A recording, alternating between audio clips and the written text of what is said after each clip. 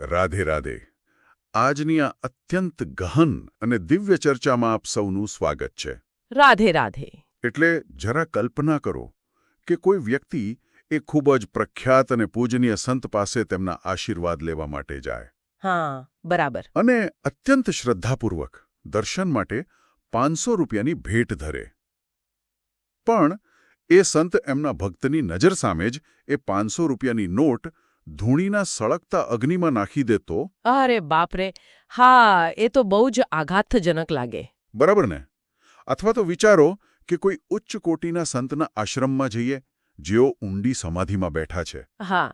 પણ તેમના કાન પર એક જૂનો રેડિયો પડેલો છે, જેમાં બોલિવૂડના ફિલ્મી ગીતો વાગી રહ્યા છે. હા, આ સાંભળીને કોઈ પણ સામાન્ય બુદ્ધિવાળો માણસ મૂંઝાઈ જ જાય કે આ શું થઈ રહ્યું છે. બિલકુલ. અને શું કોઈ તેમના ચરણ સ્પર્શ કરશે કે પછી તેમને ઢોંગી ગણીને ત્યાંથી ચાલ્યા જશે? એ જ તો સૌથી મોટો પ્રશ્ન છે. આપણું મન તરત જ નિર્ણય લેવા લાગે છે. સાચી વાત છે. તો આજે આપણે આવા જ કેટલાક મગજને ચકરાવે ચડાવી દે તેવા ક્રાંતિકારી અને અત્યંત ગૂઢ આધ્યાત્મિક સિદ્ધાંતોનું ઊંડાણપૂર્વક મંથન કરવા જઈ રહ્યા છીએ. હા, અને આજનો આ સત્સંગ ખૂબ જ વિશેષ છે. હા, આજની આપણી આ ગહેન ચર્ચા પૂજ્ય શ્રી હિત પ્રેમાનંદ ગોવિંદ શરણજી મહારાજના અદ્ભુત વચનો પર આધારિત છે. બરાબર. આ માટેનો એક અત્યંત સમૃદ્ધ સ્ત્રોત આપણને ગુજરાતીTV.com પરથી પ્રાપ્ત થયો છે. જેને સેવક માધવ જસાપરા દ્વારા ખૂબ જ ઊંડાણપૂર્વક સંકલિત કરવામાં આવ્યો છે. હા, એમનો આ પ્રયાસ ખરેખર પ્રશંસનીય છે. બિલકુલ. અને આજે મારી સાથે મારા સાથી છે, જેઓ આપણને આ ગૂઢ વાતો પાછળનું મનોવિજ્ઞાન સમજાવશે. રાધે રાધે. સ્વાગત છે તમારું. રાધે રાધે. ખરેખર શરૂઆતમાં જે સંતોના ઉદાહરણોની વાત થઈને તે જ દર્શાવે છે કે સાચું અધ્યાત્મ એ આપણી બુદ્ધિની પેલે પારની વસ્તી છે. હા, એ સમજવું બહુ કઠિન છે. જુઓ, પૂજ્ય પ્રેમાનંદજી મહારાજના વચનો માત્ર સાંભળવા માટે નથી, પણ તે આપણા મનની અત્યંત જટિલ ગ્રંથિઓને ખોલવાનું એક આધ્યાત્મિક ઓપરેશન છે. ઓહ, આધ્યાત્મિક ઓપરેશન. બહુ જ સુંદર શબ્દ વાપર્યો. હા, અને આજના આ સત્સંગમાં આપણે એ જ સમજવાનો પ્રયત્ન કરીશું કે આ બધું વાસ્તવિક જીવનમાં કામ કેવી રીતે કરે છે. તો ચાલો સૌથી સળગતા અને રોજના જીવનને સ્પર્શતા મુદ્દાથી જ શરૂઆત કરીએ. સંબંધો અને અપેક્ષાઓ. બરાબર. સૌથી વધારે દુઃખ ત્યાં જ હોય છે. હા, આપણે સંસારમાં રહીએ છીએ, પરિવારને પ્રેમ કરીએ છીએ, અને જ્યારે સામેવાળી વ્યક્તિ અપેક્ષા મુજબ વર્તન નથી કરતી, ત્યારે ભયંકર પીડા થાય છે. બિલકુલ સાચી વાત છે. પહેલા લોકો કહેતા કે કાદવમાં ખીલેલા કમળની જેમ જીવો, પણ મને આ બહુ જ પુસ્તકીય ઉદાહરણ લાગે છે. વ્યવહારમાં એ અપનાવવું અઘરું છે. હા, એટલે વાસ્તવિકતામાં જો પરિવારની સફળતા કે નિષ્ફળતાથી કોઈ ફરક જ ન પડે તો એને પ્રેમ કેવી રીતે કહેવાય? બરાબર. શું એ માત્ર એક પ્રકારની ઉદાસીનતા કે લાગણી શૂન્યતા નથી? હું એ જ વિચારતો હતો. આ બહુ જ સચોટ પ્રશ્ન છે.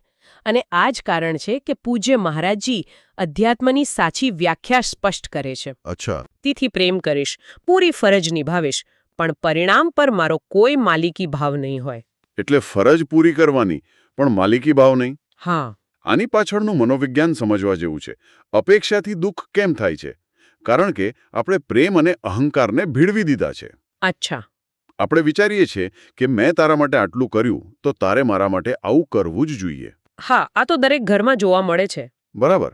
પણ આ પ્રેમ નથી, આ એક વ્યાપારિક સોદો છે. ઓહ, એટલે આપણે જેને પ્રેમ કહીએ છીએ તે ખરેખર એક પ્રકારનું છુપું રોકાણ છે. બિલકુલ. જાણે સમય અને લાગણીઓનું રોકાણ કર્યું હોય તો વળતરમાં સામેવાળાનો વ્યવહાર મળવો જોઈએ. 100% વાત કહી.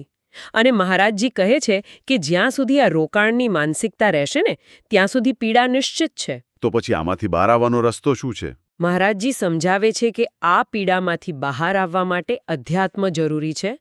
અને અધ્યાત્મ એટલે જંગલમાં ભાગી જવું એમ નથી. હા, સામાન્ય રીતે લોકો એવું જ માનતા હોય છે. બરાબર.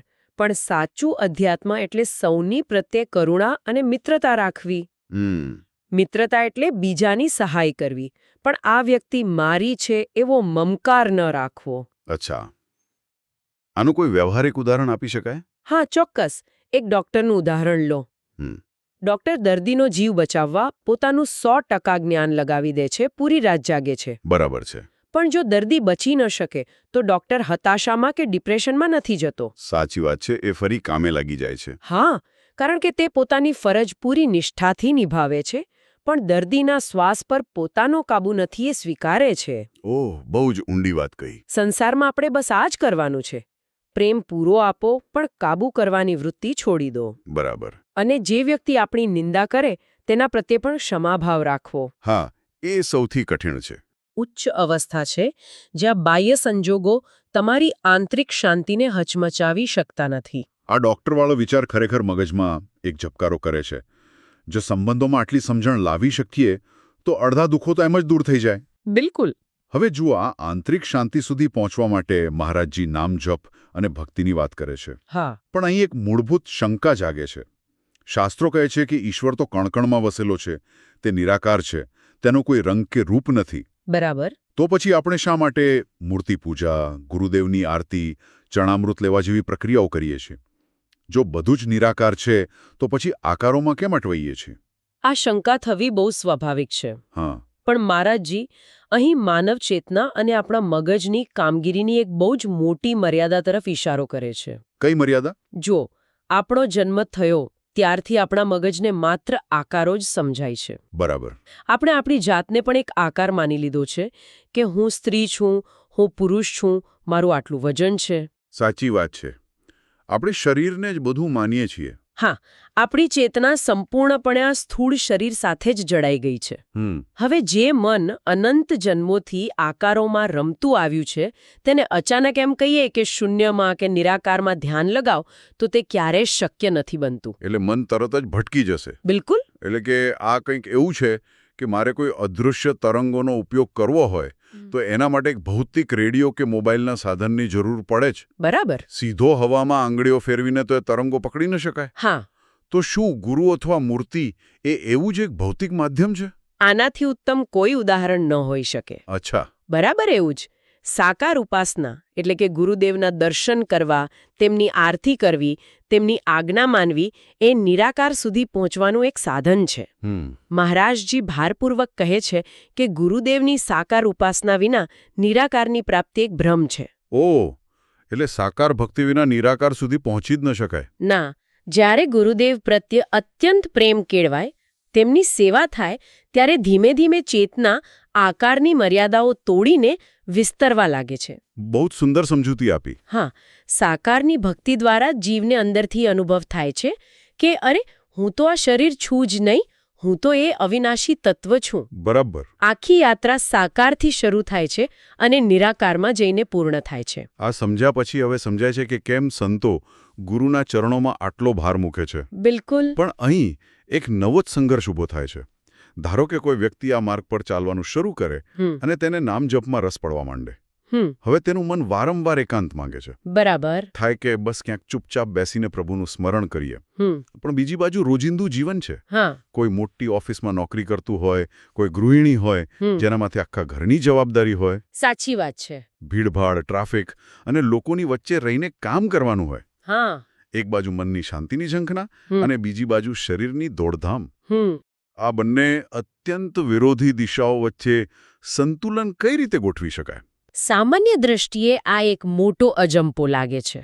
હા, બહુ મોટો. પણ મહારાજજીના મતે આ કોઈ સમસ્યા નથી, બલકે આ તો ભગવાનની અત્યંત મોટી કૃપા છે. કૃપા છે? એ કઈ રીતે? મહારાજજી સ્પષ્ટ કહે છે કે જો મન સંસારના વૈભવમાંથી હટીને પ્રભુના ચરણોમાં લાગવા માંગતું હોય, પણ ભગવાન શરીર દ્વારા કોઈ સેવાનું કે ફરજનું કાર્ય કરાવી રહ્યા હોય તો આનાથી ઉચ્ચ અવસ્થા બીજી કોઈ નથી. પણ જ્યારે આસપાસ 50 લોકો બૂમાબૂમ કરતા હોય ત્યારે મન શાંત કેવી રીતે રહી શકે? એના માટે મહારાજજી ઇતિહાસના અત્યંત શક્તિશાળી ઉદાહરણો આપે છે. કયા ઉદાહરણો?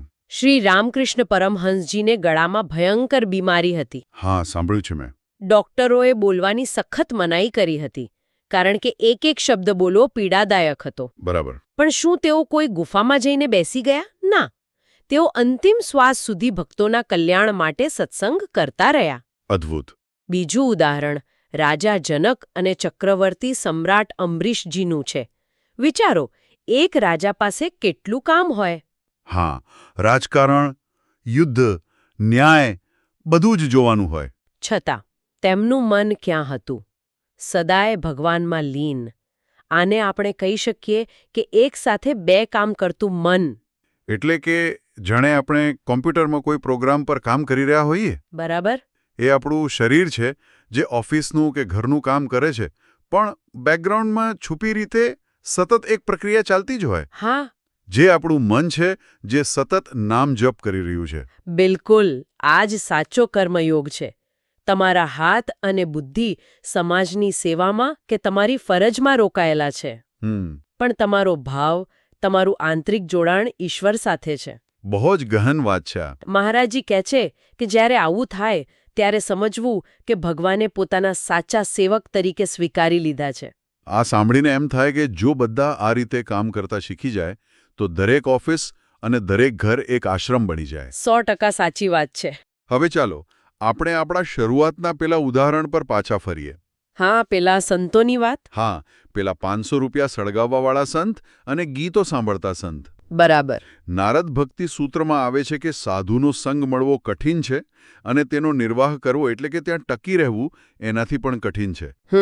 તો શું સંતો જાણી જોઈને આવા વિચિત્ર વર્તન કરે છે જેથી લોકો તેમનાથી દૂર થઈ જાય? આની પાછળનું સત્ય શું છે? આની પાછળનું વિજ્ઞાન છે અહંકાર અને શ્રદ્ધાની ચકાસણી. અચ્છા. મહાપુરુષો માયા અને સામાજિક માન્યતાઓથી સંપૂર્ણપણે મુક્ત હોય છે. તેઓને સમાજના પ્રમાણપત્રની કોઈ જરૂર નથી હોતી. હા, એમને શું ફરક પડે કે લોકો શું વિચારે છે? બિલકુલ. મહારાજજીએ જે 500 રૂપિયા સળગાવવાવાળા સંતનું ઉદાહરણ આપ્યું ને, તે ખરેખર બુદ્ધિની પરીક્ષા હતી. હા. તમે વિચાર કરો, જો એ સંતને પૈસાનો લોભ હોત તો શું તેઓ એ નોટ અગ્નિમાં નાખી દેત? ક્યારે નહીં. સામાન્ય માણસ બુદ્ધિ લગાવે છે કે આ સાધુ તો પૈસા માંગે છે, પણ સાચો જિજ્ઞાસુ જુએ છે કે આ સાધુને પૈસાનું કોઈ જ મૂલ્ય નથી. હા, એમના માટે તો એ રાખ સમાન છે. બરાબર. ઓકે, એટલે એ સંત ખરેખર તો સામેવાળાના મનમાં રહેલા પૈસા પ્રત્યેના લગાવને બાળી રહ્યા હતા. એકદમ સાચું સમજ્યા.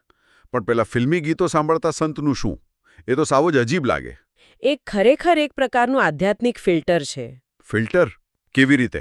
મહારાજજી સમજાવે છે કે ઉચ્ચ કોટીના સંતો ક્યારેય ભીડ ભેગી કરવા માંગતા નથી. બરાબર. તેઓ એવા જ લોકો ઈચ્છે છે જેમનામાં સાચી શ્રદ્ધા હોય. હા. જ્યારે કોઈ સામાન્ય માણસ સંત પાસે રેડિયોમાં ગીતો વાગતા સાંભળે છે ત્યારે તે તરત જ નિંદા કરવા લાગે છે કે આ તો કેવા સંત છે. હા, અને એમ બોલીને ત્યાંથી જતો રહે છે. સંતનો ઉદ્દેશ પૂરો થઈ ગયો. ઓહ, કોઈ મહેનત વિના કચરો દૂર થઈ ગયો. બિલકુલ. જે સાચો ભક્ત હશે તે બાહ્ય આવરણ નહીં જુએ. તે સંતની આંતરિક સમાધિ અને તેજને ઓળખી લેશે. બહુ સુંદર. સાચા સાધકે ક્યારેય સંતોની બાહ્ય લીલાઓમાં દોષ જોવો જોઈએ નહીં, કારણ કે તેમની દૃષ્ટિ અને આપણી દૃષ્ટિમાં જમીન આસમાનનો ફરક છે. આ વાત સાંભળીને તો એવું લાગે છે કે આપણે કેટલી વાર આપણા અધૂરા જ્ઞાનથી મહાપુરુષોને માપવાની ભૂલ કરી બેસીએ છીએ. હા, અને આ ભૂલ ક્યાંથી આવે છે? તે આવે છે અહંકારમાંથી. બિલકુલ. અને મને એક વાતનું આશ્ચર્ય થાય છે. જે વ્યક્તિ આધ્યાત્મિક માર્ગ પર ચાલે છે, જે રોજ પૂજાપાઠ કરે છે, તેનામાં તો નમ્રતા આવવી જોઈએ. બરાબર. પણ ઘણીવાર આપણે જોઈએ છીએ કે આવા લોકોમાં એક બહુ જ સૂક્ષ્મ અને ખતરનાક અહંકાર પ્રવેશી જાય છે. હા, એવું બહુ બને છે. એવો વિચાર આવે કે હું તો રોજ ઉપવાસ કરું છું અને પેલા લોકો તો બહાર ખાય છે. આ આધ્યાત્મિક અહંકાર કેટલી હદે નુકસાનકારક છે? મહારાજજીના મતે આ આધ્યાત્મિક અહંકાર એ સાધનાનો સૌથી મોટો અને સૌથી ઘાતક શત્રુ છે. અચ્છા. આ બરાબર એવું છે કે રોગ મટાડવા માટે દવા પીધી, પણ દવાથી જ નવું ઇન્ફેક્શન થઈ ગયું. ઓ બાપ રે. મહારાજજીના શબ્દોમાં કહો તો જ્યારે સાધક એમ માને છે કે હું 500 માળા જપું છું, ત્યારે તેની સાધના ભ્રષ્ટ થવાની શરૂઆત થઈ જાય છે. એટલે ગણતરી શરૂ થઈ જાય. હા, અને જ્યારે તે બીજા કોઈ સામાન્ય વ્યક્તિ સાથે પોતાની સરખામણી કરે છે કે પેલો તો કંઈ જ કરતો નથી, ત્યારે મહારાજજી અત્યંત કડક શબ્દોમાં કહે છે, કાગળ પર લખી લો કે એનું પતન નિશ્ચિત છે. એટલે કે આ તો એવું થયું કે કોઈ માણસ કસરત કરવા જાય. હા. અને પછી પોતાનું શરીર સુધારવાના બદલે ખાલી લોકોને દેખાડો કરે કે હું કેટલો ફિટ છું અને તમે સાવ નબળા છો. બિલકુલ એવું જ. આ આધ્યાત્મિક દેખાડો કરવાનો અહંકાર બહુ જ સૂક્ષ્મ હોય છે. તો આ મનોવૃત્તિમાંથી બહાર કેવી રીતે આવવું? આપણું મન તો તરત જ ગણતરી કરવા માંડે છે. આ મનોવૃત્તિને તોડવાનું એકમાત્ર હથિયાર છે સંપૂર્ણ શરણાગતિ. શરણાગતિ. તમે આખી પ્રક્રિયા સમજો. અહંકાર ક્યારે આવે? જ્યારે એમ માનીએ કે કામ કરનાર હું છું. બરાબર. મહારાજજી સમજાવે છે કે સાધના આપણા બળથી થતી જ નથી. શું કોઈની પાસે પોતાની જાતે એક શ્વાસ લેવાની પણ તાકાત છે? ન જરાય નહીં. તો પછી ભગવાનનું નામ લેવાનું સામર્થ્ય ક્યાંથી આવ્યું? એ બધું જ ઈશ્વર અને ગુરુની કૃપાથી થાય છે. આપણે ખાલી નિમિત્ત છીએ. હા, આપણે શાસ્ત્રોમાં સાંભળ્યું છે કૃષ્ણાર્પણમસ્તુ. બિલકુલ. એટલે કે દિવસભર જે પણ થાય, સારું કે ખરાબ, જપ કે સેવા, એ બધું જ પ્રભુના ચરણોમાં અર્પણ કરી દેવું. સાચી વાત છે. જો મારું કંઈ છે જ નહીં, તો હું અભિમાન કઈ વાતનો કરું? એકદમ સચોટ. જ્યારે આ ભાવ આવે કે હું કંઈ કરતો જ નથી, એટલે અહંકાર આપોઆપ ઓગળી જાય. હવે આ બધી વાતો સાંભળ્યા પછી મન એકદમ શાંત અને પ્રેરિત થઈ જાય છે. હા, સત્સંગનો પ્રભાવ જ એવો હોય છે. પણ એક બહુ જ મોટો વ્યવહારિક પ્રશ્ન આવે છે. મહારાજજી વૃંદાવનમાં બિરાજે છે. બરાબર. પરંતુ લાખો લોકો એવા છે જે કોઈ મોટી કંપનીમાં નોકરી કરે છે અથવા તો અમેરિકા અને લંડનમાં બેઠા છે. તેમના માટે રોજ વૃંદાવન આવવું કે સંતોના પ્રત્યક્ષ દર્શન કરવા તો અશક્ય છે. હા, એ શક્ય નથી હોતું. તો આવા આધુનિક અને વ્યસ્ત લોકો માટે કલ્યાણનો માર્ગ કયો છે? શું તેઓ સાચા અધ્યાત્મથી વંચિત રહી જશે? જરાય નહીં. અને અહીં જ મહારાજજીની દ્રષ્ટિ કેટલી વિશાળ અને આધુનિક છે તેનો પરિચય મળે છે. અચ્છા. મહારાજજી આજના યુગની ટેકનોલોજીને વખોડતા નથી, પણ તેને મોબાઈલ ભગવાન કહે છે. અરે વાહ! મોબાઈલ ભગવાન, આ શબ્દ પ્રયોગ જ અત્યંત ક્રાંતિકારી છે. હા, સામાન્ય રીતે ધાર્મિક લોકો મોબાઈલને દુનિયાના બધા પાપોનું મૂળ માનતા હોય છે. બરાબર છે. પણ મહારાજજી કહે છે કે આ સંસારની જેમ જ મોબાઈલમાં પણ અમૃત અને ઝેર છે. મોબાઈલની પદ્ધતિ એવી છે કે જેવું સર્ચ કરશો એવું જ સ્ક્રીન પર આવશે. એટલે કે ટેકનોલોજી પોતે ખરાબ નથી, તે માત્ર એક સાધન છે. બિલકુલ. જો અંદર કચરો હશે તો મોબાઈલમાં કચરો શોધીશું, અને જો પ્રભુને પામવાની તરસ હશે તો આ જ મોબાઈલ સંતો સુધી પહોંચાડી દેશે. 100% સાચી વાત. અને આની પાછળ મહારાજજીનો કેટલો મોટો ત્યાગ છે એ સમજવે જેવું છે. હા, મેં સાંભળ્યું છે કે એમનું સ્વાસ્થ્ય ઘણું નાજુક રહે છે. હા, મહારાજજી શારીરિક રીતે અત્યંત પીડાદાયક અવસ્થામાં છે. તેમની બંને કિડનીઓ કામ નથી કરતી, સતત શારીરિક કષ્ટ રહે છે. ઓહ બાપરે. તેમ છતાં તેઓ કલાકો સુધી બેસીને પ્રવચનો કરે છે, લોકોના પ્રશ્નોના ઉત્તર આપે છે. શા માટે? કેમ? કારણ કે તેમને ખબર છે કે આ મોબાઈલ ભગવાનના માધ્યમથી તેમના શબ્દો ટ્રેનમાં જતા કોઈ યુવાન કે વિદેશમાં બેઠેલી કોઈ વ્યક્તિના કાને પડી રહ્યા છે. બહુ જ મોટી વાત છે. હા, અને આ ડિજિટલ સત્સંગનું જ પરિણામ છે કે કરોડો લોકો આજે ભયંકર વ્યસનો અને ખોટા માર્ગો છોડીને સન્માર્ગે વળ્યા છે. ખરેખર? અંતર કે ભૌગોલિક સીમાઓ હવે ભક્તિ માટે કોઈ અડચણ નથી. આ ટેકનોલોજી અને આધ્યાત્મિકતાનો કેવો અદ્ભુત સમન્વય છે. મહારાજજીની કરુણા અસીમ છે. બિલકુલ. આજના આ સમગ્ર અત્યંત ઊંડા અને ગંભીર મંથનનો જો સાર કાઢીએ તો એટલું સમજાય છે કે સાચો આધ્યાત્મિક માર્ગ બુદ્ધિથી નહીં પણ સમર્પણથી કપાય છે. સાચી વાત છે. અપેક્ષાઓ છોડીને માત્ર પ્રેમ કરવો, આકારોની મદદથી નિરાકારને પામવો, સંસારના કોલાહલમાં મનને નામ જપમાં વ્યસ્ત રાખવું. સંતોની ક્રિયાઓને નિર્દોષ ભાવે જોવી અને સાધનાના અહંકારને કૃષ્ણાર્પણમસ્તુ કરીને શૂન્ય કરી દેવો, આ જ સાચી ભક્તિ છે. બિલકુલ. આ તમામ બાબતોનું કેન્દ્રબિંદુ એક જ છે. પોતાના અહંકારને ઓગાળીને ગુરુ અને ઈશ્વરની શરણમાં મૂકી દેવો. તો આજના આ સત્સંગને વિરામ આપતા પહેલા શ્રવણ કરી રહેલા ભક્તો સમક્ષ એક અત્યંત ઊંડો વિચાર મૂકવા માંગુ છું. ચોક્કસ.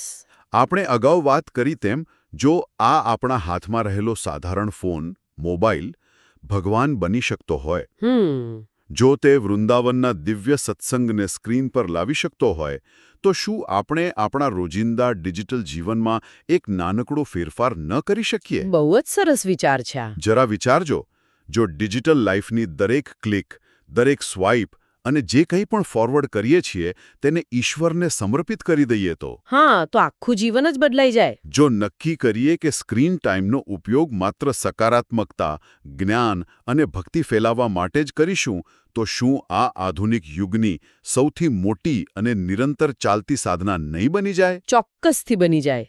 આ વિચાર પર ચોક્કસથી મનન કરજો. બિલકુલ. આજના આ અદ્ભુત અને હૃદયને સ્પર્શી જાય તેવા સત્સંગની પ્રસ્તુતિ તમામ all Gujarat lovers all Gujarati lovers માટે ખાસ તૈયાર કરવામાં આવી છે. હા, પૂજ્ય પ્રેમાનંદજી મહારાજના વચનોના આ અમૂલ્ય જ્ઞાનસભર સત્સંગનો સ્ત્રોત પૂરો પાડવા બદલ અમે ગુજરાતીTV.com અને તેના અત્યંત સમર્પિત સંકલન કરતા સેવક માધવ જસાપરાનો હૃદયપૂર્વક આભાર માનીએ છીએ. આ આધ્યાત્મિક મંથનમાં જોડાવા બદલ સૌનો પણ ખૂબ ખૂબ આભાર. પ્રભુ સૌનું કલ્યાણ કરે. અંતમાં એક નમ્ર અપીલ છે. જો આજના આ ડીપ ડાઇવથી જીવનમાં સહેજ પણ સકારાત્મક વિચાર આવ્યો હોય તો અમારી આ ચેનલને લાઇક, શેર, સબસ્ક્રાઇબ કરવાનું ભૂલશો નહીં. અને હા, આ દિવ્ય ચર્ચા વિશેના અમૂલ્ય પ્રતિભાવો કોમેન્ટ બોક્સમાં ચોક્કસથી મોકલી આપો. રાધે રાધે. રાધે રાધે.